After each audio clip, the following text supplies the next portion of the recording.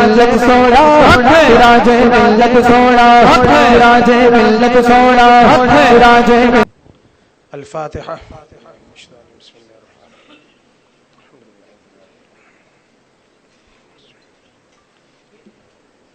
بسم اللہ الرحمن الرحیم۔ سبحان ربک رب العزت عما یصفون وسلام علی المرسلین والحمد للہ رب العالمین۔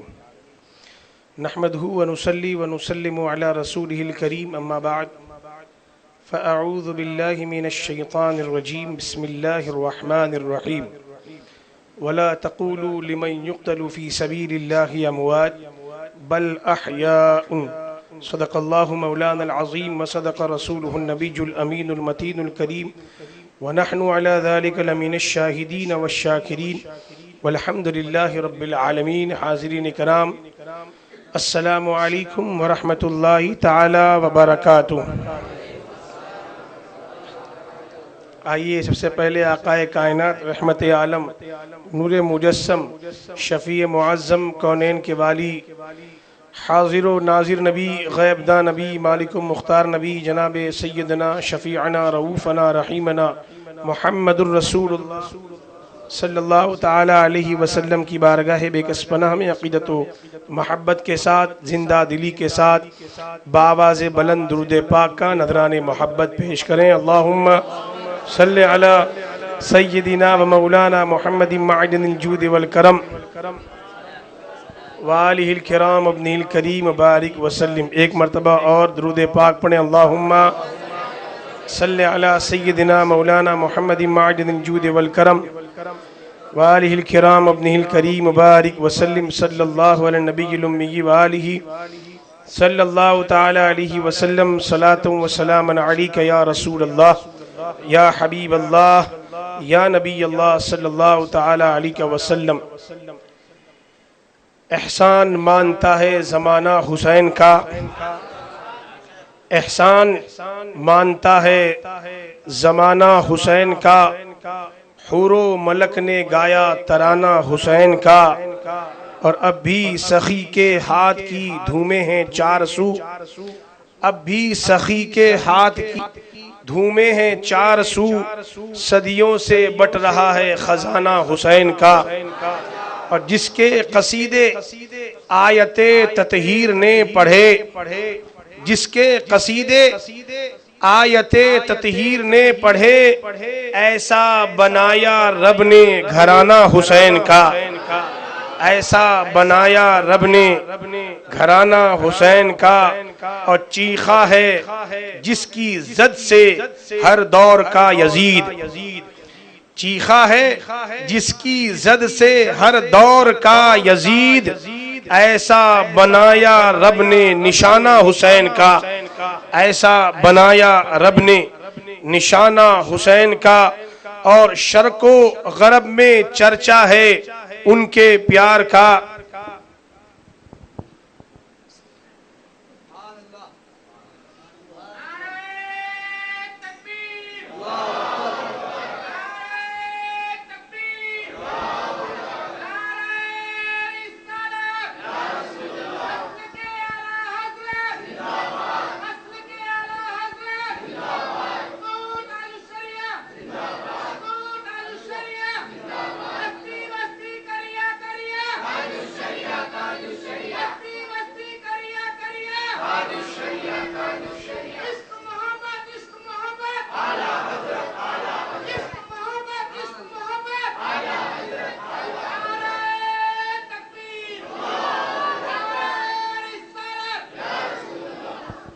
سنی ہوں اس لیے ہوں شبیر پہ فدا، سنی ہوں اس لیے ہوں شبیر پہ فدا، پایا ہے عشق میں نے یگانہ حسین کا، پایا ہے عشق میں نے یگانہ حسین کا، آصف بقائے دین ہے کربل کی داستاں، آصف بقائے دین ہے کربل کی داستاں، یہ فیض بٹ رہا ہے روزانہ حسین کا۔ اور کسی شاعر نے خوب کہا، اور بہت خوب کہا اور حق کہا، کہ افضل ہے کل جہاں سے گھرانہ حسین کا، افضل ہے کل جہاں سے گھرانہ حسین کا، نبیوں کا تاجدار ہے، نبیوں کا تاجدار ہے، اور ایک پل کی تھی جہاں میں حکومت یزید کی، ایک پل کی تھی جہاں میں حکومت یزید کی، صدیاں حسین کی ہے، زمانہ حسین کا۔ اور الحمدللہ ہم سنی ہیں اس لیے حسین والے ہیں، اور جو سچا حسینی ہے وہ سچا صحابہ سے محبت کرنے والا ہے، اولیاء کرام سے عقیدت رکھنے والا ہے۔ الحمدللہ سرکار ابو بکر صدیق، سرکار عمر بن خطاب، سرکار عثمان ذو النورین، ان کی محبت سے، علی سے محبت کرنے والوں کا دل آباد تھا، آباد ہے اور ہمیشہ آباد رہے گا۔ شاعر نے خوب کہا کہ زمانے سے عمر والوں کی سلطانی نہیں جاتی، زمانے سے عمر والوں کی سلطانی نہیں جاتی، اسی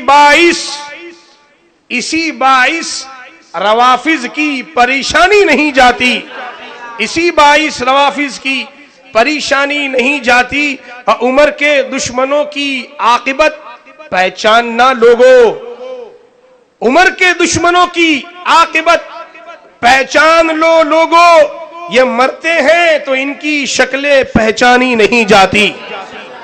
اللہ تبارک و تعالی کا بے پناہ شکر، احسان عظیم کہ آج کی اس مقدس بابرکت نوری محفل بنام شہید اعظم مفتی اعظم کانفرنس میں شرکت کا آپ کو اور ہمیں موقع میسر آیا۔ جماعت رضائے مصطفیٰ، دارالعلوم رضائے مصطفیٰ اورنگ آباد، ہمارے یہ ادارے قابل مبارکباد ہیں جن کے زیر اہتمام سید الشہداء سیدنا امیر حمزہ رضی اللہ تعالی عنہ مسجد میں یہ مبارک بزم کا انعقاد انہوں نے کیا، اور اللہ تبارک و تعالی کی توفیق سے رب نے ہمیں شرکت کی سعادت نصیب فرمائی۔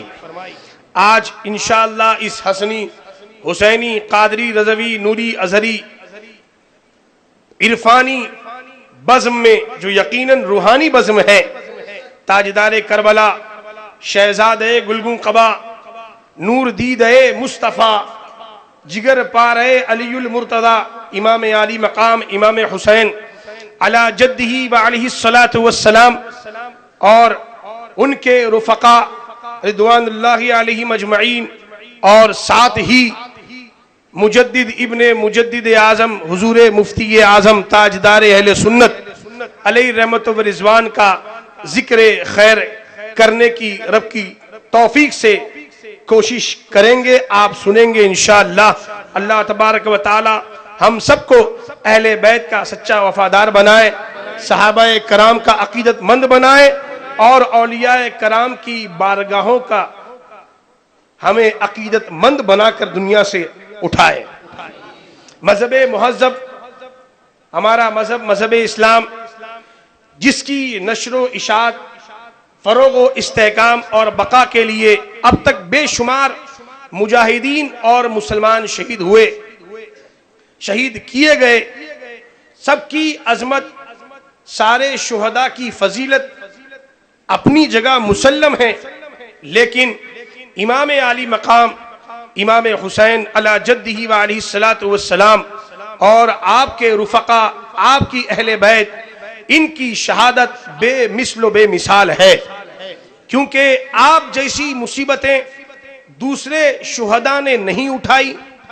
آپ امام عالی مقام، آپ کے رفقا 3 دن کے بھوکے پیاسے شہید کیے گئے، اس حال میں کہ آپ کے تمام عزیز و اقارب، اہل و عیال بھی آپ کے ساتھ میں 3 دنوں تک بھوکے پیاسے تھے، اور 3 دنوں تک تو بھوکے پیاسے تھے ہی، 1 ماہ، 1 سے 1.5 ماہ کا سفر کر کے کربلا میں پہنچنے تک کئیوں کی طبیعت خراب ہو گئی، سفر کی صعوبتیں جھیلنے کے بعد، اور اس پر 3 دنوں تک پانی اور دانا بند کیا گیا، اور اس پر آپ کو شہید کیا گیا۔ یہ ایک ایسی شہادت آپ نے پیش کی کہ جسے رہتی دنیا تک یاد رکھا جائے گا۔ اور جو آپ پر فرات کا پانی بند کیا گیا، اگر غیر ایسا کرتے تو تکلیف کا احساس کم ہوتا. یہود و نصارہ اگر کرتے، کافر و مشرکین اگر اس طرح کی حرکتیں کرتے تو اس تکلیف کا احساس کم ہوتا. لیکن حال یہاں یہ کہ کھانا پانی روکنے والے نام نہاد مسلمان ہیں، کلمہ رسول اللہ کا پڑھتے ہیں، نماز رسول اللہ کی دی ہوئی ادا کرتے ہیں، اور نانا جان صلی اللہ علیہ وسلم کا نام گرامی اذانوں میں بلند کرتے ہیں، مگر نواسے پر، اسی نبی کے نورانی نواسے پر ظلم و ستم کے پہاڑ بھی توڑتے ہیں. اس جنگ عظیم سے پہلے دوسری جنگوں میں جو ایمان والے شہید ہوئے وہ تنہا شہید ہوئے، وہ اکیلے شہید ہوئے. مثلاً کسی جنگ میں کوئی شہید ہوا تو ایسا نہیں کہ اس کا پورا خاندان یا اس کا پورا گھر بار شہید ہو گیا. اس خاندان کی ایک انوکھی شان ہے، ایک انوکھی داستان امام عالی مقام نے رقم فرمائی کہ یہاں شہید ہونے والوں کی شان ہی نرالی تھی. انہیں جو ساتھ میں امام عالی مقام کے ساتھ سفر کر کے مکہ المکرمہ سے کربلائے معلی پہنچے، ان سارے رفقا کو یہ پتا تھا، یہ یقین تھا کہ امام عالی مقام کے ساتھ میں رہنے کا مطلب یہ ہے کہ ہمیں بھی شہید ہونا ہے، ہمیں بھی یہاں پر جان سے ہاتھ دھونا ہے. لیکن امام عالی مقام کی شان یہ کہ امام عالی مقام کو بھی یہ اندیشہ دامن گیر تھا کہ میری شہادت کے بعد یقیناً یہ یزیدی ہمارا سامان لوٹ لیں گے، ہمارے گھر کو اجاڑیں گے، خیمے کو آگ لگائیں گے، یہ مستورات اہل بیت بے سہارا بظاہر ہو جائیں گی. ایسے حالات میں بڑے سے بڑے جو لوگ طاقتور کہلانے والے ہوں وہ بھی ایسے موقع پر حوصلہ اپنا توڑ دیتے ہیں. لیکن وار امام عالی مقام، وار نواسے مصطفیٰ، آپ کی شان کہ ان مصائب و آلام کے ہجوم میں بھی باطل کے مقابلے کے لیے صبر و رضا کا پہاڑ بن کر امام عالی مقام قائم رہے، اور آپ کے پائے استقلال میں لغزش تک نہ آئی. یہاں تک کہ آپ نے 73 زخم کھا کر جام شہادت نوش فرمایا. آپ کی یہ شہادت بے مثل و بے مثال ہے، ایسی شہادت جس شہادت حسین نے یزید کو اور یزیدیت کو ہمیشہ کے لیے مردہ کر دیا، اسے دنیا میں پھیلنے نہیں دیا، اور دین اسلام کے حسین اور خوبصورت چہرے کو مسخ ہونے سے امام عالی مقام کی اس مبارک شہادت نے بچا لیا. اور بچپنے میں اس طفلی کے عالم میں جو نانا جان سے آپ نے وعدہ فرمایا تھا وہ وعدہ آپ نے پورا کر کے دکھایا، اور شہید اعظم کے منصب پر آپ فائز ہوئے، اور آپ ایسے زندہ ہوئے کہ وہ زندگی کا اعلان کوئی مفتی صاحب نہیں کر رہے ہیں، صحابہ نے نہیں کیا، تابعین نے، ائمہ مجتہدین نے نہیں کیا، بلکہ خود رب کائنات نے اعلان فرمایا کہ جو اللہ کی راہ میں قتل کیے جائیں انہیں مردہ مت کہو، انہیں مردہ مت کہو. اور چوتھے پارے میں رب نے سوچنے پر پابندی لگا دی کہ جو رب کی راہ میں قتل کیے جائیں انہیں مردہ بھی گمان مت کرنا. تو وہ کیا ہے؟ رب نے فرمایا بل احیاء، بلکہ وہ زندہ ہیں. کہاں زندہ ہے؟ عند ربہم، اپنے رب کے نزدیک زندہ ہے. نبی مکرم شفیع معظم صلی اللہ علیہ وسلم کے دین کے تحفظ اور دین کی بقا کے لیے امام عالی مقام نے جو قربانی دی اسے رب کریم نے ایسا قبول فرمایا کہ شہید اعظم کے منصب عظما پر آپ کو فائز فرمایا، اور ان کی محبت کو ایمان والوں کے دل میں نقش فرما دیا، جس کا ظاہر ثبوت یہ ہے کہ صدیاں گزر گئی ہیں، زمانہ گزر گیا ایک لمحہ، لیکن آج بھی پوری دنیا کے ایمان والوں کے دلوں میں، آج اورنگ آباد کے اس شہر میں بسنے والے مومنوں کے دلوں میں جو امام عالی مقام کی محبت کا چراغ روشن ہے وہ اسی رب کا فضل کرم ہے. رب کا فضل و کرم یہ ہے، یہ کسی کے بناوٹ بناوٹی محبت نہیں، یہ کوئی کمپنی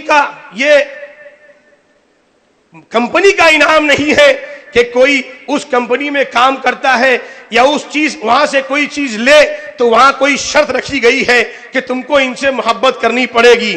آج تو بہت سے ایسے پیرانے کرام، نام نہاد جعلی لوگ جو آج گھومتے ہیں، ان کے ہر شہر میں ایک ایجنٹ رہتے ہیں، لیکن وار اہل بیت کی محبت، الحمدللہ کہ امام عالی مقام کی محبت سے سنیوں کا دل جو آباد ہے، یہ رب کے فضل سے آباد ہے، اس کے محبوب کے کرم سے آباد ہے۔ اور یہ امام عالی مقام کی زندگی کا ایک روشن ثبوت ہے۔ مٹ گئے تم یزیدیو، زندہ میرا امام ہے۔ شہزادے گلگو قبا شہید اعظم ہے، راکب دوش مصطفیٰ شہید اعظم ہے۔ وہ شہید اعظم امام عالی مقام امام حسین علی جدہ و علیہ الصلوۃ والسلام، جن کی طہارت، جن کی پاکیزگی، جن کی عظمت و فضیلت کی گواہی نہ صرف احادیث کی کتابیں دے رہی ہیں بلکہ قرآن کریم کی آیت کریمہ اس بات پر شاہد ہے۔ میرے آقا رحمت عالم صلی اللہ علیہ وسلم نے ایک مرتبہ ارشاد فرمایا، حسین منی وانا من الحسین۔ کیا فرمایا؟ حسین منی۔ آپ نے بارہا یہ حدیث پاک سنی، حسین منی وانا من الحسین۔ میرے آقا نے فرمایا حسین مجھ سے ہے اور میں حسین سے ہوں۔ یہاں یہ سوال پیدا ہوتا ہے کہ آقا کائنات رحمت عالم صلی اللہ علیہ وسلم نے ارشاد فرمایا کہ حسین مجھ سے ہے، یہ بات سمجھ میں آتی ہے کہ کیوں؟ اس لیے کہ امام عالی مقام حضور کے نواسے ہیں، مولا کائنات کے لخت جگر ہیں، سید کائنات کے شہزادے ہیں، یہ سمجھ میں بات آتی ہے۔ لیکن میرے آقا نے جو یہ فرمایا کہ میں حسین سے ہوں، یہ بات اکثر سمجھ میں نہیں آتی۔ تو ہمارے علماء کرام نے فرمایا کہ یہ بات سمجھ میں آئے گی، بس تھوڑا غور کریں، غور کریں تو یہ بات سمجھ میں آئے گی کہ جسمانی اعتبار سے حسین مجھ سے ہیں، میرے لخت جگر اور میرے نور نظر ہیں، مگر اس اعتبار سے کہ امام عالی مقام نے، میرے نواسے نے دین کو بچایا، دین کی حفاظت فرمائی، دین کو استحکام بخشا، اور میرے آقا نے فرمایا دین میرا مقصد حیات ہے، میرا دین ہے، تو میرے دین کو میرے نواسے نے بچایا، تو اس حیثیت سے میں حسین سے ہوں۔ امام عالی مقام امام حسین علی جدہ و علیہ الصلوۃ والسلام نے مستقبل کے لیے ایک مثال قائم فرما دی کہ یزید کی بیعت دراصل باطل کی حمایت تھی، اس لیے امام نے یزید کی بیعت قبول کرنے سے انکار کیا اور دنیا کو صدق و صفا کا عظیم درس عطا فرمایا کہ ہر باطل کے مقابلے کے لیے امام عالی مقام حق کی علامت بن چکے۔ باطل چاہے اسلامی کلمے کے ساتھ آئے، باطل چاہے نماز روزہ حج و زکات لے کر آئے یا کسی ایک اور شکل میں آئے، ہر مسلمان کے لیے، ایک سچے مومن کے لیے سچے احکام اسلام جو ہے وہی کافی ہے، انہی کی پیروی میں ایک مومن کی نجات ہے۔ امام عالی مقام نے اس سرزمین پر اس حالات میں سب کچھ برداشت کیا، مگر اسلام پر، نانا جان کی شریعت پر آنچ آئے یہ برداشت نہیں کیا۔ دین اسلام کی آبیاری اور تحفظ کے لیے امام عالی مقام نے اپنے عزیزوں کو قربان کیا، اپنے خاندان قربان کیا، اور آخر میں خود بھی جامع شہادت سے سرفراز ہوئے۔ اس انوکھے انداز میں جامع شہادت سے آپ سرفراز ہوئے کہ شہنشاہ شہیدہ کے منصب پر آپ فائز ہو گئے، اور صبح قیامت تک شہادت ہی نہیں بلکہ ہر شہید آپ پر ناز کرتا رہے گا۔ حضور تاج الشریعہ بدر الطریقہ علیہ رحمت و رضوان نے کیا خوب فرمایا کہ شہنشاہ شہیدہ ہو، انوکھی شان والے ہو۔ حضور تاج الشریعہ فرماتے ہیں کہ شہنشاہ شہیدہ ہو، انوکھی شان والے ہو، حسین ابن علی تم پر شہادت ناز کرتی ہے۔ آج امام عالی مقام کے اس دل دہلانے والے واقع شہادت کے بارے میں لوگ ہم سے کہتے ہیں، سوال کرتے ہیں، اکثر لوگوں کو یہ سوالات محرم کا چاند دکھنے کے بعد ہی ذہن میں اٹھتا ہے کہ کیا ہم کو غم منانا چاہیے، کیا ہم کو ان دنوں میں شادی کرنی چاہیے، آج کے حالات میں تو ہمیشہ یہی کہتا ہوں کہ آج جس طرح مسلمانوں کے یہاں، عام مسلمانوں کے یہاں جس طرح شادی کا رواج ہے، وہ شادی ایک محرم کیا، وہ سال بھر کسی بھی دن جائز نہیں ہے. اس لیے کہ جس طرح حرام کاریاں ہوتی ہیں اور جس طرح بے پردگی کا بازار گرم ہوتا ہے اور جس طرح سے شریعت کی خلاف ورزی ہوتی ہے، وہ تو ہر مہینے، ہر دن، ہر تاریخ اور ہر لمحے میں جائز نہیں ہے. امام عالی مقام امام حسین رضی اللہ تبارک و تعالی عنہ کا جو یہ واقعہ ہے، اس بارے میں لوگ ہمیشہ یہ سوال کرتے ہیں کیا ہم کو غم منانا چاہیے؟ تو اعلیٰ حضرت نے اس کا جواب عطا فرمایا. اعلیٰ حضرت فرماتے ہیں کہ جسے اس واقعے ہائلہ یعنی واقعے کربلا کا غم نہ ہو تو اسے غم نہیں ہونے کا غم کرنا چاہیے. کیا فرمایا اعلیٰ حضرت نے؟ غور سماعت فرمائے. امام فرماتے ہیں کہ جسے اس واقعے ہائلہ کربلا یعنی دل کو دہلانے والا یہ واقعہ، اس واقعے کربلا کا غم اگر کسے نہیں ہو تو امام فرماتے ہیں اسے غم نہ ہونے کا غم ہونا چاہیے. اللہ اکبر. کیوں؟ میرا امام فرماتے ہیں کہ اس کی محبت ناقص ہے اور جس کی محبت ناقص ہے اس کا ایمان ناقص ہے. اب غم منانے کا مطلب یہ نہیں کہ ہم سینہ پیٹیں، غم منانے کا یہ مطلب نہیں ہم ماتم کریں، غم منانے کا مطلب یہ نہیں کہ ہم 10 منزلہ لمبے تعزیے بنائیں اور اس کے اندر جو شرعی خرافات، غیر شرعی خرافات ہوتی ہیں وہ سب کریں. یہ سب کرنے کا مقصد نہیں ہے. وہ غم ہمیں وہ بتایا گیا ہے کہ جو شرعی طور پر اسے کرنے کی اجازت ہے، کہ غم کے معاملے میں اور غم کے ماحول میں ہمیں کیا درس دیا گیا؟ صبر کا درس دیا گیا کہ آپ اس غم کے ماحول میں درود پاک پڑھیں. اللہم صلی علی سیدنا مولانا محمد ماجد الجود والکرم وآلہ وصحبہ وآلہ وسلم. صلاۃ و سلام علیک یا رسول اللہ، علیک الصلاۃ والسلام. لوگوں کو جو یہ عام طور پہ ہم بتاتے ہیں کہ ہمیں غم نہیں کرنا ہے، تو وہاں غم نہیں کرنے سے مراد جس طرح آج لوگ 40 دن تک جو خون خرابہ کر کے ماتم کے نام پر اپنے عقیدے کا اظہار کرتے ہیں، اپنی محبت کا اظہار کرتے ہیں، ہمارے دین میں، ہماری شریعت میں اس کی اجازت نہیں ہے. ہمارے دین میں کس کی اجازت ہے؟ کہ ایسے مواقع پر ان کا ذکر کیا جائے، ان کے ذکر کی محافل ان کا انعقاد کیا جائے، اللہ رسول کا ذکر کیا جائے اور اس ذکر کو ان کی بارگاہ میں ایصال ثواب کیا جائے. یہ غم منانے کا ایک طریقہ. اعلیٰ حضرت نے ہمیں فرمایا کہ جسے غم نہ ہو، اب غم نہیں ہو اس کا مطلب یہ نہیں کہ ہم خوشیاں منائیں. آج کچھ تو ایسے مولوی ہو جاتے ہیں، ہم کو بولتے ہیں کہ سید صاحب آپ کو تو محرم کے مہینے میں شادی کرنی چاہیے. بولیے لا حول ولا قوت الا باللہ العلی العظیم. ارے شادی تو میرے آقا کی سنت ہے، نکاح کرنا سنت کریمہ ہے، اور سنت کو سنت کی روشنی میں ادا اگر کیا جائے تو وہ ہر دن جائز ہے. لیکن آج اس انداز میں لوگ شادیاں کرتے ہیں تو وہ شادیوں کا جواز نہ محرم کے ان پہلی تاریخ میں ہے، نہ 10ویں تاریخ میں ہے، اور نہ ہی سال بھر کسی تاریخ میں ہے. اس لیے شادیاں ہو تو میرے آقا نے کیا فرمایا کہ کم خرچ والی شادی جو ہے وہ برکت والی ہے. وہ نکاح، وہ شادی خانہ آبادی جس میں کم خرچ ہو، میرے آقا نے فرمایا ایسا نکاح برکت والا نکاح ہے. سبحان اللہ. اللہ تبارک و تعالی سنت مصطفی پر ہم سب کو عمل کرنے کی توفیق عطا فرمائے.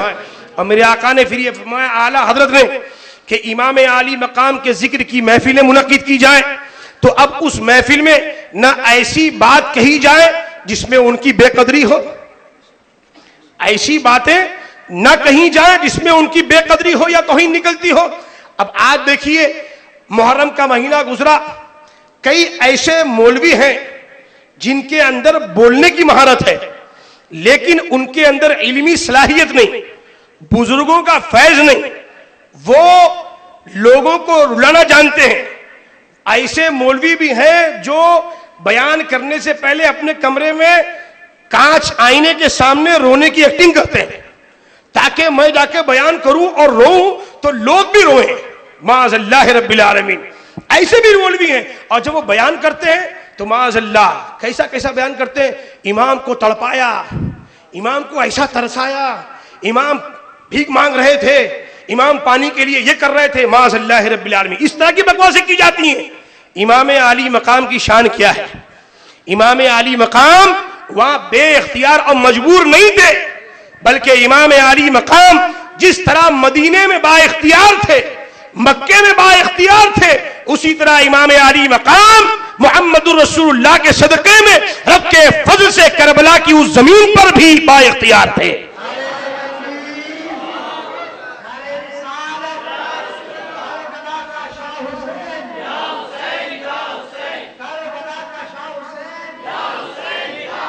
وہ نانا کا نواسا ہے امام علی مقام کہ ایک جگہ میرے آقا رکے تشریف رکھے، سارے صحابہ تھے، ہزاروں کی تعداد میں صحابہ کرام، وضو کرنا تھا. صحابہ کرام نے کہا یا رسول اللہ پانی نہیں ہے. میرے آقا نے فرمایا کچھ پانی ہے؟ کہا یا رسول اللہ ایک کٹورا پانی ہے. میرے آقا نے فرمایا وہ کٹورا یہاں لاؤ. اب میرے آقا نے اس کٹورے میں اپنے مبارک نوری انگلیوں کو ڈال دیا. اب وہ انگلیوں کو رکھنا تھا، پنجاب رحمت جاری ہو گیا. اور ایسا جاری ہوا کہ صحابہ نے کہا، ایک روایت میں کہ 300 لوگ تھے، کسی نے کہا کہ ہم 1000 تھے، اور کسی نے کہا کہ ہم اگر لاکھوں بھی ہوتے تو سب کو وہ پانی برابر ہو جاتا. تو وہ نانا جان کے نواسے تھے. لیکن وہاں امام علی مقام اپنی کرامت دکھانے نہیں گئے تھے، بلکہ امام وہاں پر اپنی استقامت دکھانے گئے تھے. آج بھی یزیدی پائے جاتے ہیں، نام ان کا الگ ہے. یزیدی آج بھی پائے جاتے ہیں. 1400 سال کے بعد بھی، 1382 ہجری کے بعد سال کے بعد، یعنی واقعہ کربلا کو 1382 یا 81 سال ہوا، آج بھی یزیدی پائے جاتے ہیں. لیکن یزید نام رکھنے کو کوئی تیار، کسی کا نام دیکھا ہے کہ یہ دارالعلوم یزیدیہ کسی نے رکھا ہو؟ نہیں. اور رکھے گا تو کیا حل کریں گے حسینی؟ اس کو یہ بھی پتا ہے. تو امام علی مقام کے غلام اس وقت تو ایک حسین تھے، آج روئے زمین پر کروڑوں غلامان حسین پائے جا رہے ہیں. اور آدمی اپنے بیٹے کا نام حسین، غلام حسین، شہدا حسین، فدا حسین، رضا حسین، اشرف حسین رکھنے پر فخر محسوس کرتا ہے کہ قیامت کے دن جہاں امام علی مقام ہوں گے وہیں ہماری اولاد بھی ہوگی. بریلی شریف میں ایک وہابی نے کسی اعلیٰ حضرت کے غلام کو پکڑ لیا.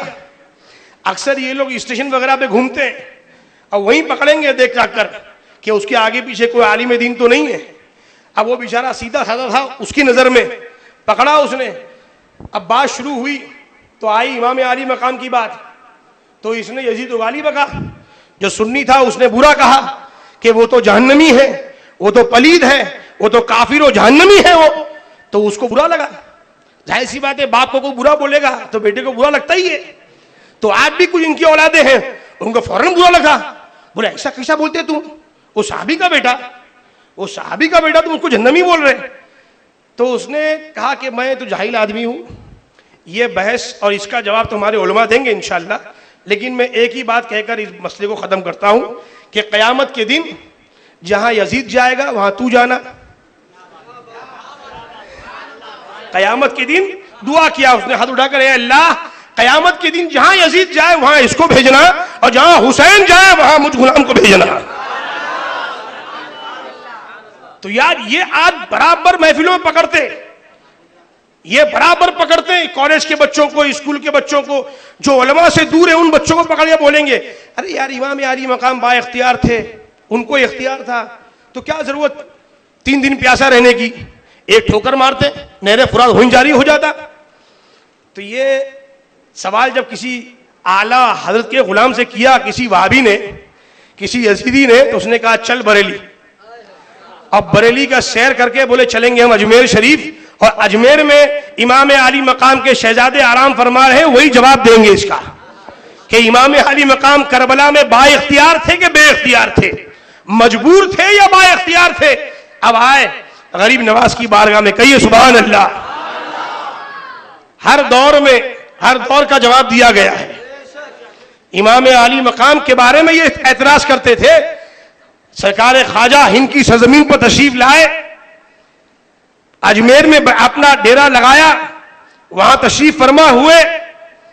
اب وہ جو پرتھوی راج تھا اس نے کہا ان کو اٹھاؤ، درویش کو یہاں سے بھگاؤ. اب لاکھ جتن کیا گیا. آپ نے واقعہ بہرا سنا کہ اونٹ بٹھائے تھے، اٹھا کے وہیں خواجہ تشریف رکھے، اور جب اونٹ کے بٹھانے کا ٹائم آیا تو پھر وہاں آئے. خواجہ نے فرمایا کہ اونٹ بیٹھے بیٹھے رہیں گے. پھر کیسے اٹھے؟ خواجہ کے حکم سے اٹھے. تو ایسے ہی جب آخری ایک مرحلہ آتا ہے، یزیدیوں کے پاس آخری ایک ہی مرحلہ ہوتا ہے کہ کھانا پانی بند کرو.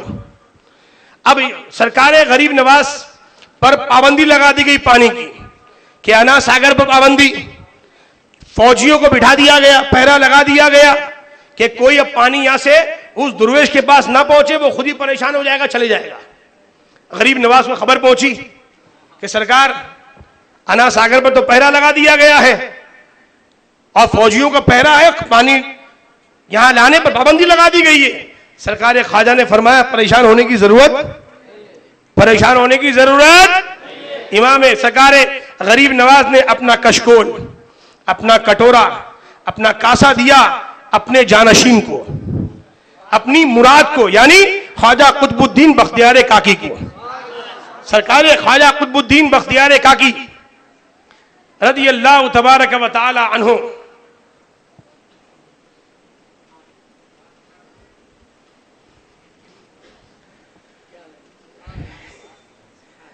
خواجہ قطب الدین بختیار کاکی کو میرے غریب نواز نے فرمایا کہ قطب الدین یہ کاسا لو، انا ساگر کے پاس جانا اور کیا کہنا، غریب نواز نے بلایا ہے.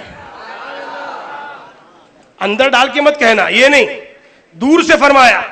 انا ساگر سے کہنا اے انا ساگر، معین الدین حسن نے بلایا ہے. آپ غریب نواز کے جانشین تھے، غریب نواز کے مرید تھے. آج کل لوگ بولتے کیسے سوال کر رہے، کیسے وہاں جا کے بولوں گا، لیکن وہ غریب نواز کے پروردہ تھے. تشریف لے گئے، کاسے کو سامنے رکھا، فرمایا انا ساگر خواجہ نے بلایا ہے. روایت تو ایسی آئی کہ پورا انا ساگر ہی نہیں، پورے شہر اجمیر کا پانی غریب نواز کے اس کاسے میں سما گیا. میرے غریب نواز کی روحانیت نے جواب دیا کہ جب نواسے کی طاقت کا، نواسے کے اختیار کا یہ عالم ہے تو امام حسین کے اختیار کا عالم کیا ہوگا. اور ان کے بارے میں لوگ پوچھتے ہیں کہ وہ کیا تھے، تو سن، شاہ است حسین، بادشاہ است حسین، دین است حسین، دی پناست حسین، سرداد ندا دست در دست یزید، حقا کے بنا لا الہ است حسین. سبحان اللہ. انا ساگر بھی سننی، ہم انا ساگر بھی چشتی ہے الحمدللہ. کہیے سبحان اللہ. ہاں، آج کے دو ٹانگ کے یزیدی نہ مانے، لیکن وہاں خواجہ کا حکم ملا تو انا ساگر بھی آ گیا. سبحان اللہ. اجمیر معلا غریب نواز کرامت دکھا کر دین کی تبلیغ فرمانے کے لیے گئے تھے، اور امام عالی مقام کربلا میں کرامت دکھانے نہیں بلکہ اپنی شریعت پر استقامت بتا کر دین کو زندگی عطا فرمانے کے لیے گئے تھے. یہ رب تعالیٰ کا فضل و کرم ہے.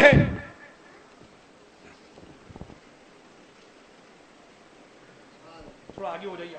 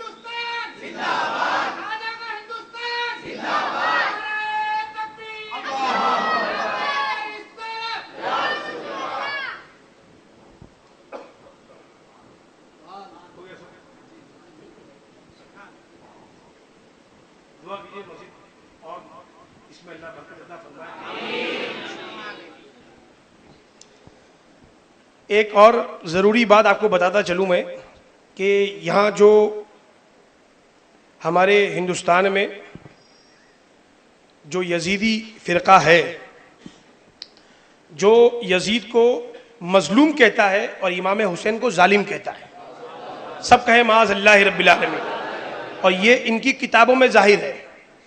میں جو بتانا چاہ رہا ہوں وہ یہ کہ وہ جو یزید کو جنتی کہتے ہیں اور سنیوں سے بحث کرتے ہیں کہ نہیں وہ جہنمی نہیں ہے وہ جنتی ہے، تو وہ دلیل کیا لے کے آتے ہیں سنیے، اور اپنے عقیدے کو زندگی عطا فرمائے آپ لوگ۔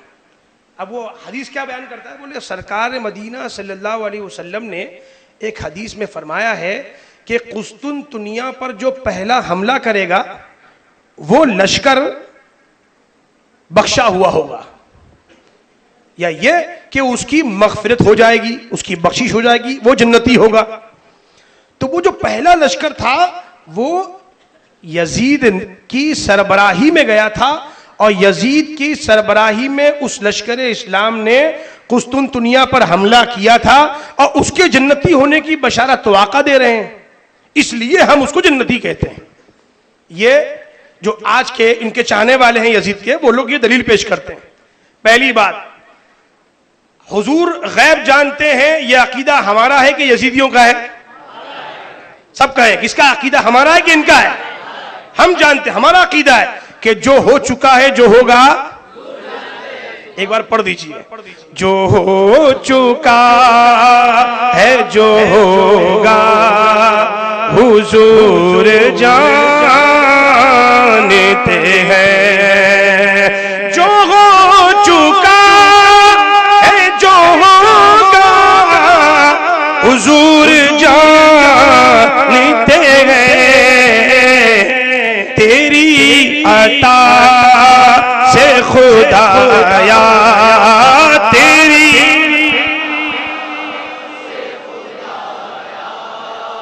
حضور جانتے ہیں۔ ہمارے آقا غیب کی خبریں دیتے ہیں، غیب داں نبی ہے، تو ہمارا عقیدہ ہے۔ اور جب ہم یہ بیان کرتے ہیں اور یہ کہتے ہیں تو یہ کیا کہتے ہیں؟ شرک ہے، یہ بدعت ہے۔ لیکن جب ان کی بات آئی تو اپنے مطلب کے لیے کیا حدیث لے کے آیا کہ سرکار نے فرمایا کہ جو حملہ کرے گا وہ بخشا ہوا ہوگا۔ یہ غیب کی خبر ہے کہ نہیں؟ یہ تو ہمارے لیے ہے، لیکن یہ اپنے مطلب کی نکالا۔ اور قرآن کریم میں قرآن نے فرمایا کہ قرآن کریم پڑھ کے بہت سے لوگ گمراہ ہوں گے، بہت سے لوگ ہدایت پائیں گے۔ تو گمراہ کون سے لوگ ہوں گے؟ جو اپنا باطل عقیدہ اپنے گھر میں بنائیں گے اور دلیل ڈھونڈنے کے لیے قرآن پہ آئیں گے، اور وہ قرآن کی آیت کریمہ کو جو جس شان نزول اس کا ہے اس سے ہٹ کر وہ اپنے عقیدے باطلہ کے لیے وہ دلیل کے طور پر پیش کریں گے، اور وہ گمراہ ہوں گے۔ تو قسطنطنیہ پر سب سے پہلا حملہ جو ہوا ہے وہ یاد رکھیں یزید نے نہیں کیا۔ وہ کس نے کیا؟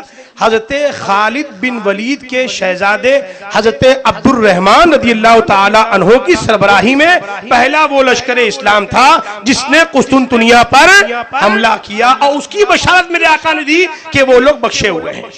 ہاں، اس کے بعد دوسرا جو حملہ ہوا تھا اس میں یزید شامل تھا، لیکن جنتی ہونے کی سرٹیفکیٹ دوسرے میں نہیں بلکہ سبحان اللہ، اسے پتا چلا کہ یہ اس کے جہنمی ہونے میں کوئی شک نہیں ہے۔ اب الحمدللہ میں نے پہلی بیان کے وقت شروع سے کہا کہ الحمدللہ ہم سنی ہیں، اہل سنت و جماعت ہیں، یہ ہمارا نام ہے، اور یہ نام ہمارا آج سے نہیں ہے، کب سے ہے یہ میں آپ کو بتا رہا ہوں۔ پہلے درود پاک سنائیے، اللہم صلی سیدنا مولانا محمد معجد الجود والکرم وآلہ وصحبہ وبارک وسلم۔ ایک دم غور سے اس کو سنیں کہ ہمارا نام سنی کب سے پڑا ہے، ہمارا نام ہم اہل سنت کب سے ہیں، اس کو غور سے سماعت کریں۔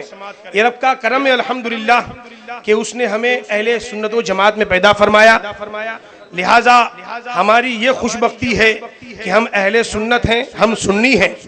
لفظ سنی کا معنی کیا ہے؟ آج بھی اسے سنتے چلیں سنی کا معنی بزرگان دین نے بیان فرمایا ہے, ہمارے علماء کرام بیان فرماتے ہیں, لیکن یہاں بیان کرنے کا مقصد یہ ہے کہ اس کا معنی جو امام حسین نے بیان کیا ہے اسے بتایا جائے. سبحان اللہ. امام علی مقام نے کیا خود بیان فرمایا؟ نہیں, امام علی مقام نے اپنے نانا جان صلی اللہ علیہ وسلم سے سن کر سنی کا معنی بیان فرمایا. وہ کیا ہے سنی کا معنی؟ کیا بیان فرمایا؟ سنی کا معنی ہے محب اہل بیت ہونا. کیا بیان فرمایا؟ محب اہل بیت ہونا. یعنی سنی ہونے کا مطلب اہل بیت اطہار رضی اللہ تعالی عنہم کا عقیدت مند ہونا. اور اس سلسلے میں علماء اہل سنت کے پاس بہت سے دلائل ہیں. سیدنا امام علی مقام اگر ذاتی طور پر ہمیں یہ حکم دیتے تو وہ بھی ہمارے لیے سند تھی کہ امام علی مقام نے فرمایا, اور اس پر بھی عمل ضروری ہے. اور جب سیدنا امام علی مقام امام حسین یہ فرمائے کہ میں تو اس حکم کا پہنچانے والا ہوں, اصل حکم تو سید عالم صلی اللہ علیہ وسلم کا ہے, تو پھر مزید اس فرمان کو سننا, سمجھنا, آگے پہنچانا ہمارے لیے ضروری ہو جاتا ہے. اور یہی حسنی مشن ہے اور یہی حسینی مشن ہے, اور اس مشن کا سپاہی ہونے کا کردار یہ ہے کہ اس حسینی پیغام کو عام کیا جائے. اب ایک حدیث پاک ہے جس میں امام علی مقام امام حسین نے سنی ہونے کا معنی حدیث رسول پاک سے بیان فرمایا. کیا فرماتے ہیں امام علی مقام؟ سماعت فرمائے. اولم یبلغکم قول مستفید. یہ خطاب امام علی مقام کہاں فرما رہے ہیں؟ کربلا کی دھرتی پر. کہاں فرما رہے ہیں؟ کربلا کی دھرتی پر فرما رہے ہیں کہ اے لوگو, اے یزیدیو, کیا تمہیں اس فرمان نبوی صلی اللہ علیہ وسلم کا پتہ نہیں؟ امام علی مقام فرماتے ہیں ان رسول اللہ صلی اللہ علیہ وسلم قال لی و اخی. امام فرماتے ہیں کہ میں اس فرمان رسول کی بات کر رہا ہوں کہ جسے میرے آقا نے ہم دونوں بھائیوں کو بٹھا کر بیان فرمایا. قال لی و اخی, یعنی سرکار نے مجھے اور میرے بھائی سے فرمایا. کیا تبلیغ فرمائی, کیا سبق پڑھایا؟ سبحان اللہ. اب دیکھیے یہاں ساری جہتیں بڑی منفرد ہیں. مدینہ منورہ کے سبق کا کربلا کے میدان میں امام حسین قیامت تک کے آنے والے لوگوں کے لیے اس کا حوالہ اپنی گفتگو میں عطا فرما رہے ہیں. یزید پلید کو سرنگو کر کے امام نے جو احسان کیا, یقیناً وہ ایک بڑا احسان ہے, لیکن یہ خطبہ جو امام نے عطا فرمایا یہ بھی کم چھوٹا احسان, یہ بھی بڑا احسان عظیم ہے کہ جس کے اندر میرے امام نے اپنے نانا جان کا یہ پیغام ہم تک پہنچایا. فرماتے ہیں کہ رسول پاک علیہ الصلوۃ والسلام نے ہم دونوں بھائیوں کو بٹھا کر فرمایا کہ انتما سیدہ شباب اہل الجنہ. کہیے سبحان اللہ. یہ جملے رسول کائنات کے ہیں صلی اللہ علیہ وسلم, لیکن بیان ہو رہے ہیں حسین پاک کی زبان سے. سرکار امام فرماتے ہیں کہ نبی نے ہم سے فرمایا انتما سیدہ شباب اہل الجنہ, کہ تم دونوں جنتی جوانوں کے سردار ہو. اب دیکھیے کیا فرماتے ہیں میرے آقا, فرماتے وقرۃ عینی اہل السنہ. کہیے سبحان اللہ. اور سنیوں کی آنکھوں کی ٹھنڈک ہو, اہل سنت کی آنکھوں کی ٹھنڈک ہو. یعنی اے حسن, اے حسین, تم دونوں جنتی جوانوں کے سردار ہو, اہل سنت کی آنکھوں کی ٹھنڈک ہو. اس حدیث پاک سے سب سے بڑا تحفہ کیا ملا؟ سب سے بڑا تحفہ ہمیں یہ ملا کہ اگر ہمارا نام غوث اعظم یا غریب نواز نے اہل سنت رکھا ہوتا تب بھی ہمارے لیے بڑا شرف تھا, تب بھی ہمارے لیے بڑا شرف تھا. اگر یہ نام صابر کلیری نے, مخدوم سمنانی نے یا بہاؤدین شتاری انصاری رحمۃ اللہ علیہ نے انہوں نے رکھا ہوتا تب بھی ہمارا نام اہل سنت, فخر سے ہم یہ کہتے کہ ہمارا نام اہل سنت امام اعظم نے رکھا, غوث اعظم نے رکھا. اگر ہمارا یہ نام اہل سنت خود امام علی مقام نے اپنی طرف سے رکھا ہوتا پھر بھی ہم ہر کسی کو بتاتے. لیکن یہ بات بڑی اونچی ہے کہ رسول اکرم صلی اللہ علیہ وسلم نے خود محب اہل بیت کا نام سنی رکھا ہے. وقرۃ عینی اہل السنہ رسول کریم صلی اللہ علیہ وسلم کی طرف سے یہ ایک سند ہے. کس کے لیے سند ہے؟ ہم محب اہل بیت کے لیے سند ہے. یاد رہے جب کوئی بڑا اعزاز کسی کو حاصل ہوتا ہے اس کے دعوے دار بھی بہت ہو جاتے ہیں. اس کے دعوے دار بہت ہو جاتے ہیں. کیوں؟ اس اعزاز کی شان ہی بڑی ہوتی ہے. ہر کوئی چاہتا ہے کہ یہ وصف تو میرے اندر ہو جائے, یہ وصف تو میرے اندر ہے تو یہ اعزاز میرے لیے ہے. چونکہ وہ وصف ایسا وصف تھا یا ایسا وصف ہے جو جنت کی ٹکٹ ہے, یعنی محب اہل بیت ہونا یہ جنت کی ٹکٹ ہے. یا ظاہر ہے جو جنت میں جانے کا ٹکٹ ہوگا تو ہر کوئی چاہے گا کہ یہ ٹکٹ مجھ کو ملے, اور ہر کوئی دعویٰ کرے گا میرے آقا کے 10,000, یاد رکھیں میرے آقا سرور عالم صلی اللہ علیہ وسلم غیب داں نبی کے 10,000 فرمان ایسے ہیں جو مستقبل کے لحاظ سے ہیں کہ بعد میں اگر کوئی مسئلہ ہو تو سرکار کے ان احادیث سے اس مسئلوں کا حل ہو جائے. سبحان اللہ سبحان اللہ. ایک یہ کہ کوئی خود کہے کہ میں محب اہل بیت ہوں, اور ایک یہ کہ خود نبی فرمائے کہ یہ محب اہل بیت ہے. کوئی شخص اپنے آپ کو کروڑ مرتبہ لاکھوں مرتبہ کہے اس کی کوئی حیثیت نہیں. کوئی اپنے آپ کو محب اہل بیت ہزاروں مرتبہ کہے اس کی کوئی حیثیت نہیں. لیکن میرے آقا ایک مرتبہ فرما دے تو قیامت تک کے لیے بہار ہی بہار ہے. نبی اکرم صلی اللہ علیہ وسلم کے اس مبارک ارشاد سے یہ بات ثابت ہوئی, جتنی عمر لفظ اسلام کی ہے اتنی ہی عمر اہل سنت کی ہے. جتنی عمر لفظ اسلام کی ہے اتنی ہی عمر اہل سنت کی ہے. یاد رکھیں الحمدللہ یہ دونوں ہماری پہچان ہے. جب بات ہو رہی ہو یہود اور نصارہ کی, کفار و مشرکین کے مقابلے میں پہچان کی, تو پہچان اس وقت ہماری کیا ہوگی؟ اسلام. کیا ہوگی؟ اسلام. اور جب اسلام کی چھتری کے نیچے گھس پھیٹیے 2 نمبری مسلمان, دہشت گرد, یزیدی, ان کے مقابلے میں پہچان کی ہوگی تو اس وقت ہماری پہچان اہل سنت ہے. کیا پہچان ہے ہماری؟ اہل سنت ہے. کسی کی اہمیت کو کم یا گھٹایا نہیں جا سکتا. ہم تو شوق سے, فخر سے, ناز سے کہتے ہیں, اور ہم کو بتانا بھی چاہیے کہ الحمدللہ ہم اہل سنت و جماعت ہیں, یعنی ہم سنی ہیں. اور ہماری تاریخ یہ 1 صدی 2 صدی کی نہیں ہے. آپ جتنے بھی فرقہ, آج فرقے الگ الگ نام کے ہیں, میں الگ الگ نام کیا گناؤں, جتنے بھی آپ فرقے آپ دیکھتے ہیں ان سے پوچھئے کہ یہ کب سے نکلے, تو کوئی 200 سال پہلے سے, کوئی 300 سال پہلے سے, کوئی مولا علی کے زمانے سے, کوئی عثمان غنی کے زمانے سے ہے. لیکن اہل سنت یہ کب سے ہے؟ یہ رسول اللہ کے زمانے سے ہے. اور یہ اہل سنت نام بھی کس کا عطا کیا ہوا ہے؟ رسول اللہ کا عطا کیا ہوا ہے صلی اللہ علیہ وسلم. تو رسول اکرم صلی اللہ علیہ وسلم نے جو نام دیا ہمیں چاہیے کہ ہم اس کا اعلان کرتے رہیں, اپنے سنی ہونے کو ظاہر کرتے رہیں, سنی ہونے کو ظاہر کرتے رہیں. چھپے وہ جو خود چور ہو, چھپائے اپنے کو وہ جس کے بڑے چور ہو, اور جن کے باپ کو پیدا یہود و سعود نے کیا ہو, اور جن کا رجسٹریشن حکومت برطانیہ نے کیا ہو. الحمدللہ ہم تو وہ سنی ہیں جن کا رجسٹریشن محبت اہل بیت, محبت صحابہ کے صدقے بارگاہ محمد رسول اللہ سے ہوا ہے. ہمارا نام اہل سنت ہے. ارے سنیے, یہ زمین بھی سنی ہے, آسمان بھی سنی ہے. سب کہے یہ زمین بھی, یہ زماں بھی, مہر و خور بھی سنی ہے, کہکشاں بھی سنی ہے, اور قدر شبنم بھی سنی, باغباں بھی سنی ہے, لفظ کی تاثیر سنی, داستاں بھی سنی ہے, اور مائے ملت بھی سنی, اور نگہباں سنی ہے. اہل سنت کے جیالو باندھ لو گر تم کمر, نظر تم کو آئے گا سارا جہان سنی ہے.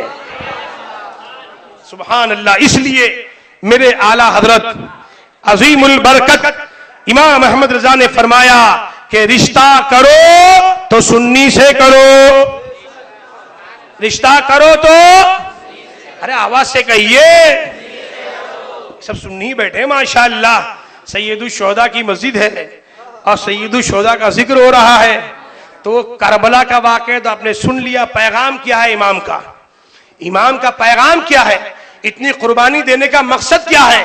وہ پیغام یہی ہے کہ یزید 22,000 تھے, نماز وہاں بھی ہو رہی تھی, 72 حسینی یہاں تھے, یہاں نماز الگ ہو رہی تھی. امام نے فرما دیا کہ گرچہ یہ وقت یہاں پر آیا, مستقبل میں کبھی بھی آئے, مجھ کو دیکھنا, لشکر کو مت دیکھنا, تعداد کو مت دیکھنا, بلکہ عقیدے کو دیکھنا کہ جہاں حسین ہے, جہاں حسینیت ہے, وہیں ایمان ہے. بس جہاں پر امام عالی مقام ہے اور جہاں امام عالی مقام کی محبتیں ہیں, ہم اس محبت کو دیکھنے والے ہیں, ہم اس عقیدت کو دیکھنے والے ہیں, ہم تعداد کو دیکھنے والے نہیں ہیں. تعداد کسی کی 22,000, ہماری تو تاریخ یہی ہے. جنگ بدر جو پہلا مارکا ہے, اب اس کو دیکھ لیجئے, 313 تھے. کتنے تھے؟ 313. اور 313 کے پاس کوئی تلوار نہیں, مشکل سے 3, 4 یا 5 یا 7 تلوار, 4-5 گھوڑے, اونٹ, بس اتنی اور کچھ نہیں. اور سامنے 1000 کا لشکر جرار, سب کے پاس تیر کمان, سب کے پاس تلوار, سب گھڑ سوار تھے. اور یہاں پر کیا تھا؟ یہاں بظاہر کچھ نہیں تھا, حقیقت میں کیا تھا؟ اللہ و رسول پر بھروسہ تھا, اللہ و رسول کی محبت دل میں تھی. اس محبت پر انہوں نے لشکر جرنار نہیں دیکھا, بلکہ آقا کی محبت کو دیکھا کہ میرے آقا یہاں ہیں, ہم کسی بھی حال میں ہوں اللہ تعالیٰ فتح ہمیں عطا فرمائے گا. تو امام عالی مقام کا یہ درس ہر دور میں بھلایا جاتا ہے. بہت سے لوگ پیدا ہوتے ہیں کہ تاکہ لوگوں کے دلوں میں یہ محبت امام نکالی جائے, یہ درس نکالا جائے. تو یہی درس کو زندگی دینے کے لیے, حسینی پیغام کو عام کرنے کے لیے اللہ تعالیٰ نے اپنی سنت کریمہ پر عمل کرتے ہوئے غریب نواز کو یہاں بھیجا. معین الدین کو حسن بنا کر, غریب نواز بنا کر یہاں بھیجا. غریب نواز نے کیا کیا؟ یہاں پر سبحان اللہ وہ بہاریں پھیلائیں, 90 لاکھ غیر مسلموں کو اسلام میں داخل فرمایا. 90 لاکھ غیر مسلموں کو آپ نے داخل اسلام فرمایا. یہ اسلام کا پرچم لہرایا, اور اسی پرچم کو جب مخالفین نے یعنی یزیدیوں نے جب ہلانا چاہا, کمزور کرنا چاہا, تو فتنہ کس شکل میں آیا؟ اکبر کی شکل میں آیا. اکبر نے اپنا دین بنایا, اپنا مذہب, اس کا نام کیا رکھا؟ دین الہی. کیا نام رکھا؟ دین الہی. کئی لوگ گمراہ کرنے لگا, بادشاہ ہے تو بادشاہ کے روب, اس کی طاقت, گمراہ ہونے لگے لوگ. اللہ تعالیٰ نے کرم فرمایا اور اس کی سرکوبی کے لیے سرہند شریف سے مجدد الفسانی کو پیدا فرمایا. تنے تنہا تھے, کوئی حکومت نہیں, کوئی لشکر جرار نہیں, کوئی مال و دولت نہیں, بس امام حسین کی محبت کا علم اٹھا کر آپ نے اس کی ایسی سرکوبی فرمائی کہ اس کے خود ساختہ دین الہی کو ختم فرمایا اور اس کو توبہ کرا کر داخل اسلام کیا. پھر یزیدیوں نے سر ابھارا. یہ چین سے بیٹھتے نہیں ہیں, یہ اپنا چولا بدل کے آتے ہیں, اس لیے کہ جو کھرا ہوتا, کھرا ہوا دم پیور مال ہوتا ہے, تو اس کو کسی کی مدد کی ضرورت نہیں ہوتی ہے. اس کی اصلیت وہ خود بیان کرتی ہے کہ میرے اندر کیا صلاحیت ہے. لیکن جو ڈپلیکیٹ مال ہوتا ہے, آدمی اس کا رنگ بدل بدل کر, کلر بدل بدل کر, اس کا ٹریڈ مارک چینج کرتے کرتے لوگوں کو بیچتا ہے, تاکہ زیادہ سے زیادہ لوگ اس کو خریدیں اور لوگ اس میں پھنسے. تو اب یہ یزیدی نام بدل کر پھر آئے. اب یہاں پر ایک اکبر نہیں تھا, ایک اکبر نہیں بلکہ کئیوں اکبر پیدا ہوئے. وہابیت, نجدیت, چکڑالویت, قادیانیت, نیچریت, رافضیت, ناسبیت, اور نہ جانے کیسے اہل قرآن, اہل تشیع, اہل حدیث, نہ جانے کیسے کیسے فتنے اٹھے. کوئی رب کی وحدانیت کا انکار کر رہا ہے, کہ رسول کی رسالت کا انکار کر رہا ہے, کوئی فرشتوں کا انکار کر رہا ہے, کوئی آسمان و زمین کا انکار کر رہا ہے. دنیا بھر کے لوگ پیدا ہوئے. اللہ تعالیٰ نے کرم فرمایا اور اللہ تعالیٰ نے اپنی سنت کریمہ کے مطابق 14ویں صدی میں بریلی کی سرزمین پر اپنے محبوب کا معجزہ بنا کر، اپنے محبوب کا، آواز سے، محبوب کا معجزہ کسے کہتے ہیں؟ جو کسی کے دماغ میں اسی کو معجزہ کہتے ہیں. لوگ سوچتے ہیں نا یہ چاند کے 2 ٹکڑے کیسے ہوئے، یہ سمجھ میں آئے گا تو معجزہ کیسے؟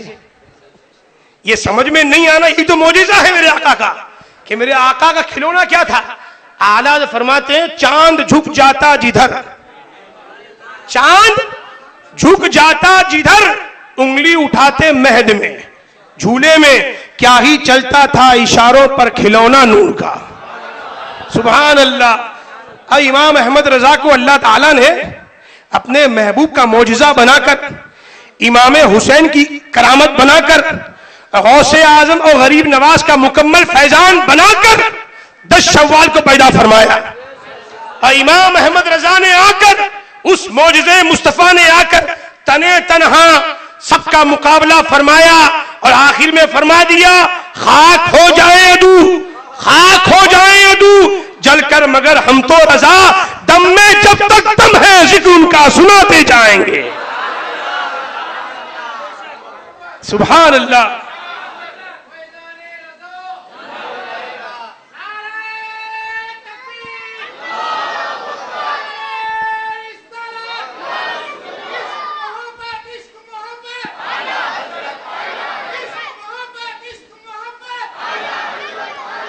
ہم تو الحمدللہ 24 گھنٹے میں 24,000 مرتبہ کہیں، کم سے کم 24 مرتبہ کہیں 24 گھنٹے میں کہ ہم سنی ہیں. ہم کون ہیں؟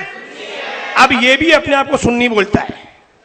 اب کیسا بولتا ہے؟ بولے ہم بھی سن کے ایمان لائے، ہم بھی سنی. ہاں یہ بولتے ہیں، یہ آج کا یزیدی بولتا ہے. اب کسی کو کوئی پھنسان نہ ہو لیکن یہ بولے گا ضرور تو تو بھابی تو فلانا، نا ہم سنی. کیسے سنی؟ بولے سن کے ایمان لائے تو سنی. اچھا اعلیٰ حضرت کے بارے میں کیا خیال ہے؟ بس یہ ایسا ویکسین ہے، کہیے سبحان اللہ، ٹناٹن قادری ویکسین، حسینی ویکسین ہمیشہ تیار رکھیے. جہاں کوئی بولے سن کے ایمان لے کا ٹھیک ہے، میرے اعلیٰ حضرت کے بارے میں کیا خیال ہے؟ جہاں چہرہ کھلا سمجھو یہی حسینی ہے، اور جہاں چہرہ مثل دھتورا بنا سمجھو یہی پکا یزیدی ہے.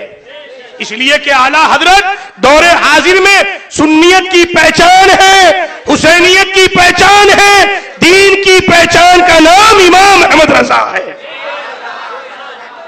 اور جب دین کو کوئی بچاتا ہے نا، میں اکثر کہتا ہوں کہ لوگ اس کو ہمیشہ یاد رکھتے ہیں جو کسی کو کسی موقع پر بچا لیا ہو، کسی موقع پر بچا لیا ہو اس کو زندگی پر نہیں بھولتا. اپنے ماں باپ کو بھول جائے گا یا ان کی محبت تھوڑی کم ہوگی، لیکن بھائی یہ آدمی نے میری زندگی بچائی ہے، اس کو میں کبھی نہیں بھولوں گا. تو یاد رکھیں امام عالی مقام نے اسلام کو بچایا ہے، تو ان کا ذکر رب کے فضل سے 1382 سال پہلے بھی ہو رہا تھا، اسی انداز میں آج بھی ہو رہا ہے، اور صبح قیامت تک ہی نہیں بلکہ جنت میں بھی ذکر ہوگا، ذکر حسین ہوگا. وہاں بھی محفل سجے گی، سرکار کی نعت پڑھی جائے گی، سارے شہداء سرکار کی نعت بھی پڑھیں گے اور سرکار کے نواسے کی بھی نعت پڑھیں گے. سبحان اللہ. جن کا ذکر اللہ بلند فرمائے اس ذکر کو کوئی جھکا نہیں سکتا، اس کو کوئی ختم نہیں کر سکتا، اسے کوئی کم نہیں کر سکتا. امام عالی مقام نے کرم فرمایا اعلیٰ حضرت پر، اعلیٰ حضرت نے دین کی حفاظت فرمائی، تمام فتنوں کا اکیلے آپ نے سد باب کیا، اور وہ ساری چیزیں کتابوں کی شکل میں آج بھی موجود ہیں. اب دیکھیے امام عالی مقام کے جانے کے بعد حجت الاسلام کا دور آیا، حامد رضا خان رحمۃ اللہ علیہ کا. آپ کی شکل رب نے اتنی پیاری بنائی تھی، اتنی حسین بنائی تھی کہ کسی کا کردار مبلغ اسلام ہوتا ہے، کسی کی زبان مبلغ اسلام ہوتی ہے، اللہ نے ان کے چہرے کو ہی مبلغ اسلام بنایا تھا کہ غیر آپ کے چہرے کو دیکھ کر داخلی اسلام ہو جاتا. جب یہ چہرے والا اتنا حسین ہے تو جس کا کلمہ پڑھا ہے وہ نبی کتنے حسین ہوں گے. سبحان اللہ. دین کی تبلیغ فرمائی، آپ دنیا تشریف لے گئے، پھر وقت آیا مصطفیٰ رضا کا. مصطفیٰ میاں کا دور آیا، یعنی مفتی اعظم کا دور آیا۔ ہاں، مفتی اعظم پیدا ہوئے بریلی شریف میں، اعلیٰ حضرت ہیں ماریرا شریف میں۔ اب دیکھیے ہمارا چینل کیسا چینل ہے، ہمارا بھی چینل ہے، ہمارا چینل ہے، ہمارا چینل ٹی وی پر نہیں، ٹی وی پر ہم 40 سال پہلے بھی ٹی وی کو بولتے تھے کہ شیطان ہے، آج بھی بولتے شیطان ہے۔ شیطان کبھی ولی بنتا ہے کیا؟ ارے آپ لوگ بولو بھائی، میں کسی کا نام لے رہا ہوں کیا؟ ایسا میرے کو گھورو مت، میں کسی کا نام نہیں لے رہا، میں اس ٹی وی کے بارے میں بول رہا ہوں کہ ٹی وی لوگ پہلے کوئی سنیما ہال سے نکلتا تو وہ چھپتا تھا۔ تعارف شریعہ نے بیان میں فرمایا کہ لوگ پہلے سنیما دیکھ کے نکلتے تھے تو لوگ بچ بچا کے نکلتے تھے، کوئی اپنے والا دیکھ نہ لے، یعنی لوگ بھلے اس کو دیکھتے تھے لیکن اس کو برا سمجھتے تھے، لوگ اس کو برا سمجھتے تھے۔ اب پہلے بھی کچھ لوگ تھے بیچارے بہت توڑتے ٹی وی کو، کیا بولتے تھے؟ مارو شیطان کو۔ کیا بولتے تھے؟ مارو شیطان کو۔ ہمارے علماء بولے بہت اچھی بات ہے، مارو شیطان کو۔ وہ ایک مارے تو علماء کرام 2 مارتے تھے۔ علماء کام تو یہی ہے شیطان کو مارنے والا، اور کوئی اگر علماء کام لے کے آوے تو ان کا کام تو آسان ہو گیا کہ سبحان اللہ چلیے ہمارا کوئی ساتھی دار آ گیا۔ لیکن کمال کی بات ہے، جس شیطان کو جوتے سے مارتے تھے، جس شیطان کو بلڈنگ کے اوپر سے پھینکتے تھے، وہ شیطان انسان ہی نہیں بنا بھیا، وہ تو رسول اللہ کا عاشق بن گیا۔ توبہ استغفر اللہ۔ اب ٹی وی سے آواز آتی ہے، سرکار کی آواز، بولو معاذ اللہ۔ کبھی آپ نے سوچا ہے کہ ٹی وی سے حضور کی آواز آئے گی؟ کبھی آپ نے سوچا ہے؟ اب کوئی کتاب میں لکھ دے کہ وہ ہمارے بھائی گئے تھے مدینہ شریف تو وہاں سرکار کی جالی مبارک کے سامنے کھڑے تھے تو جالی مبارک سے سرکار کی آواز آئی، تو یہ سلام میرا پہنچا دینا۔ میں اپنے گھر پہ آیا تو میں نے سلام پہنچانا بھول گیا۔ ایک روز میں وہ چینل دیکھ رہا تھا تو سرکار کی سنہری جالی سامنے تھی، مجھے وہی آواز آئی کہ تم نے اب تک سلام نہیں پہنچایا۔ توبہ استغفر اللہ، لا حول ولا قوت الا باللہ العلی العظیم۔ ہمارا چینل جو پہلے سے تھا ابھی بھی وہی ہے، ہمارا چینل سرکار کے زمانے میں بھی تھا۔ کیا تھا معلوم بتاؤں؟ سرکار مدینہ پاک میں موجود ہے، مسجد نبوی میں موجود ہے۔ سرکار نے مجاہدین کو بھیجا لشکر لے کر ایک جگہ کفر کا خاتمہ کرنے کے لیے۔ اب دیکھیے لشکر گیا ہوا ہے، جعفر طیار، جعفر طیار صحابی رسول رضی اللہ تعالی عنہ، وہ بھی جنگ میں تشریف لے گئے ہیں۔ اب جنگ ہو رہی ہے کئی 100 میل دور، اور میرے آقا مسجد نبوی میں تشریف فرما ہے، سارے صحابہ کے سامنے فرما رہے ہیں ابھی فلاں شہید ہو گئے، ابھی فلاں شہید ہو گئے، پرچم فلاں نے اٹھایا۔ اللہ اکبر، میرے آقا دیکھ رہے ہیں۔ کوئی چینل تھا بھائی؟ کوئی ویڈیو، کوئی ٹی وی، کچھ نہیں، وہ روحانی چینل تھا، نگاہ نبوت تھی، سارے حجابت ہٹا دیے گئے تھے۔ میرے آقا ملاحظہ فرما رہے تھے، مدینہ پاک میں ہے، سرکار فرماتے ہیں ابھی فلاں نے لشکر اسلام ہاتھ میں لیا، یہ بھی شہید ہو گئے۔ میرے آقا دیکھ رہے ہیں، فرما رہے ہیں۔ آخر فرمایا میرے آقا نے ابھی لشکر اسلام میں جھنڈا اسلام کا جعفر طیار نے لیا ہے۔ آقا فرماتے ہیں جعفر طیار بھی شہید کر دیے گئے۔ اب میرے آقا اٹھے اور حضرت جعفر طیار گھر تشریف لائے۔ لانے کے بعد بچوں کے سر پہ ہاتھ پھیرا، ان کی اہلیہ نے پوچھا کیا رسول اللہ کیا ان کے ابا شہید ہو گئے؟ تو میرے آقا نے فرمایا کہ ہاں وہ شہید ہو گئے۔ آقا کے آنسو مبارک نکلے، میرے آقا نے فرمایا وہ شہید ہو گئے۔ میرے آقا گھر تشریف لائے، ام المومنین عائشہ صدیقہ عفیفہ طیبہ طاہرہ حمیرہ رضی اللہ تعالی عنہا سے فرمایا کہ جاؤ ان کو تسلی دو اور آج کا کھانا بنا کے بھیجو۔ تو اس لیے آج کسی کے یہاں انتقال ہوتا ہے تو پڑوس کے لوگ اس کے گھر پہ کھانا بنا کے جو بھیجتے ہیں، یہ میرے آقا کی سنت ہے، کہیے سبحان اللہ۔ تو میرے آقا نے دیکھا۔ اب دیکھیے صحابہ کی شان، میں ایک ایک واقعہ بیان کر رہا ہوں، صرف فاروق اعظم ہے، آپ نے واقعہ سنا ہے، دوبارہ سنیں۔ منبر رسول پر مسجد نبی میں خطاب فرما رہے ہیں، اور خطاب فرماتے فرماتے فاروق اعظم نے فرمایا یا ساریہ الجبل، یا ساریت الجبل، یا ساریت الجبل، اتنا فرمایا۔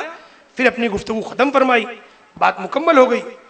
وہاں ساریہ تشریف لائے جب جہاد سے فارغ ہو کر، تو انہوں نے کہا کہ ایک وقت ایسا آیا کہ ہم سمجھے کہ ہم جیت چکے ہیں، ہم کو فتح مبین ہو گئی حاصل، ہم پہاڑ کی ترائی پر سو رہے تھے، اچانک امیر المومنین کی آواز آئی، 80 میل دور ہے.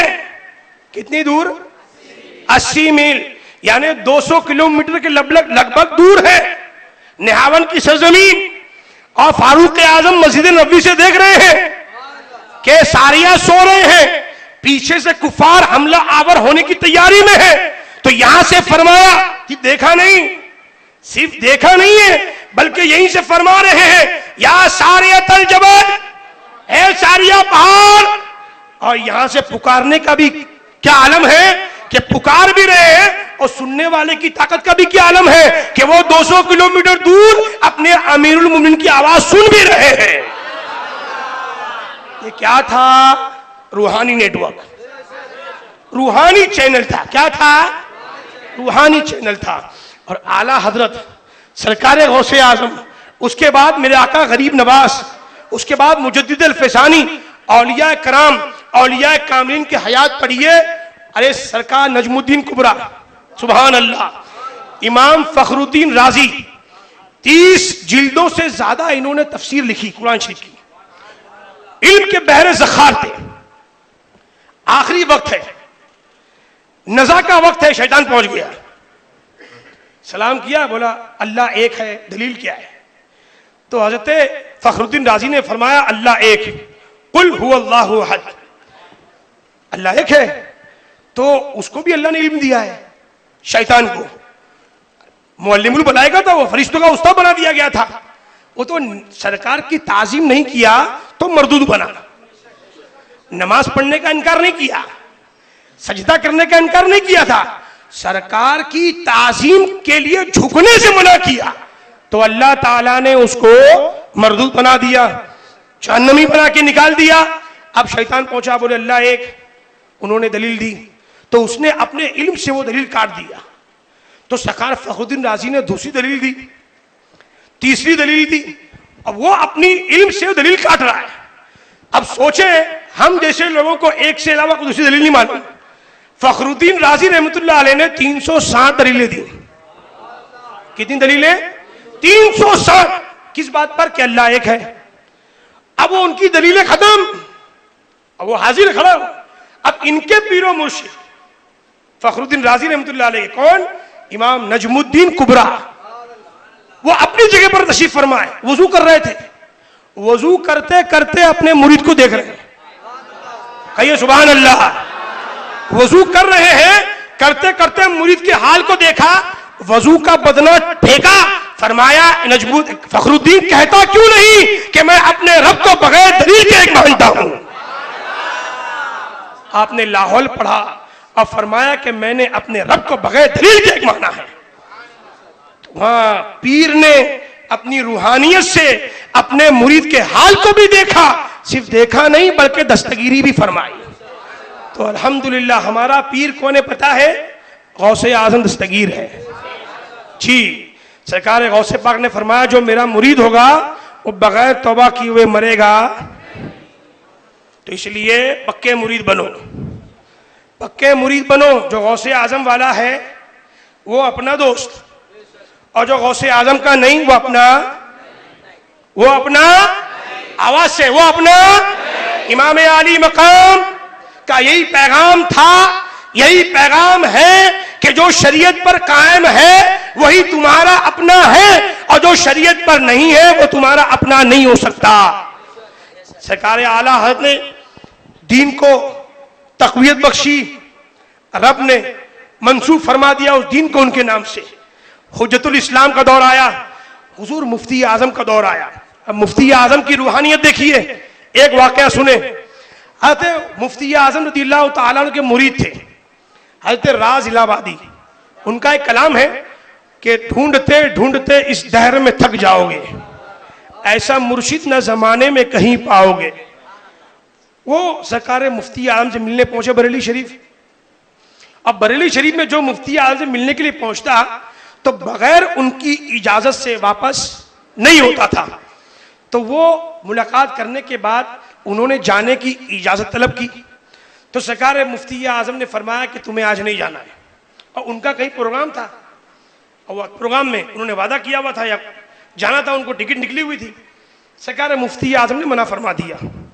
اب انہوں نے سوچا کسی کو لے کے آؤں، کسی کی پیروی کراؤں، وسیلہ لگاؤں تاکہ حضرت مجھ کو اجازت دے دے تو میں چلا جاؤں۔ خیر انہوں نے جتنے بھی جتن کیے سب میں ناکام ہو گئے۔ اب انہوں نے بھی سوچ لیا کہ سرکار مفتی اعظم نے منع فرما دیا ہے، اس میں کوئی حکمت ہوگی، اب کینسل۔ آپ نے کینسل کر دیا۔ اب دوسرے یا تیسرے روز اخبار کے ذریعے یا ریڈیو کے ذریعے خبر ملی کہ جس ٹرین سے جانے والے تھے وہ ٹرین کا ایکسیڈنٹ ہو گیا، اور جس بوگی میں ان کی سیٹ تھی سب سے زیادہ متاثر وہی بوگی ہوئی۔ سبحان اللہ، مفتی اعظم کی روحانیت، روحانی چینل۔ دیکھیے جو مدینے والے کا ہو جاتا ہے نا وہی اصل میں مرکز ہے۔ اپنا مرکز مدینہ ہے، اپنا مرکز کیا ہے؟ مدینہ ہے۔ اب مدینہ پہنچنا ہے تو کربلا پہنچنا ہوگا، کربلا پہنچنا ہے بغداد پہنچنا ہوگا، بغداد پہنچنا ہے تو بریلی پہنچنا ہوگا۔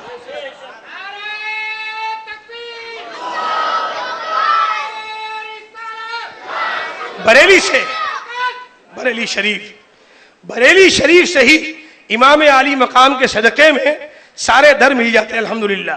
آپ کسی بھی رضوی کو، تاج الشریعہ کے غلام، مفتی اعظم کے غلاموں سے پوچھئے، کسی بھی ولی کا نام لیجئے، کوئی بدتمیزی نہیں کرے گا۔ یہاں سے لے کر مدینہ پاک تک جتنے ولی ہیں سب ہمارے سرکار ہیں۔ اعلیٰ حضرت نے ولیوں کے در کا وفادار اپنے ماننے والوں کو بنایا ہے، اور جو ولیوں کا وفادار ہے، نبیوں کا وفادار ہے، صحابہ اہل بیت کا عقیدت مند ہے، وہی سچا رضوی ہے، اور جو رضوی ہے وہی حقیقت میں حسینی ہے۔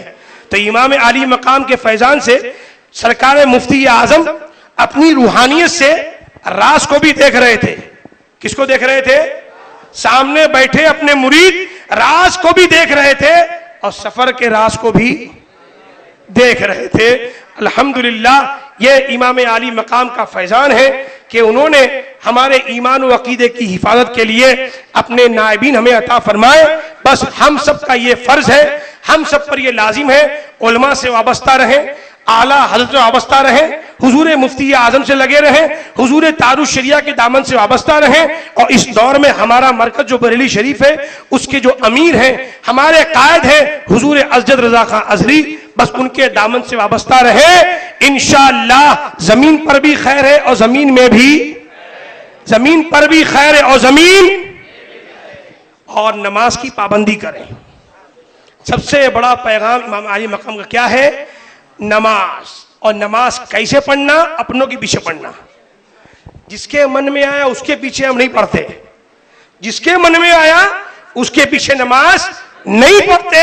امام حسین نے نماز پڑھنا بھی بتائی ہے اور کس طرح پڑھنا وہ بھی سکھا دیا ہے۔